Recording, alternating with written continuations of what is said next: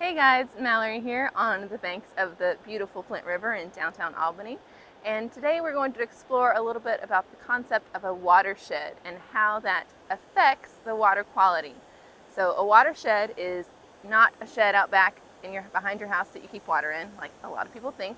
It is actually an area of land, kind of like a bowl, which is kind of how I like to think of it. So you have this area of land, and all of the water within that land drains to a central location and a central body of water.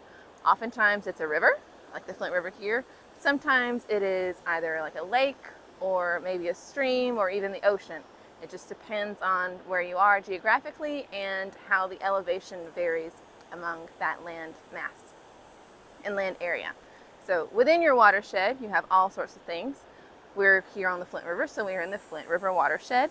And the Flint River actually starts just south of the Atlanta airport, which is a great place for a river to start with all of these tributaries and groundwater seepage. And as the river flows and more tributaries are added and streams and creeks, you get a bigger body of water until you get down here to Albany where it looks like a real river.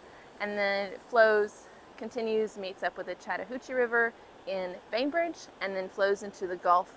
And once it crosses into Florida, it gets renamed the Apalachicola. So the Flint River watershed is very, very big. It covers a very long, lengthy portion of Georgia on kind of the western half or third of the state. And there's all sorts of different things within that watershed that will affect and do affect the water quality of the Flint River wherever you are within the river, wherever you are within the watershed.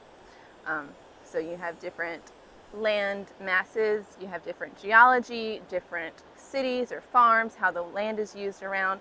So we're going to explore a little bit on how what happens within your watershed affects your water quality.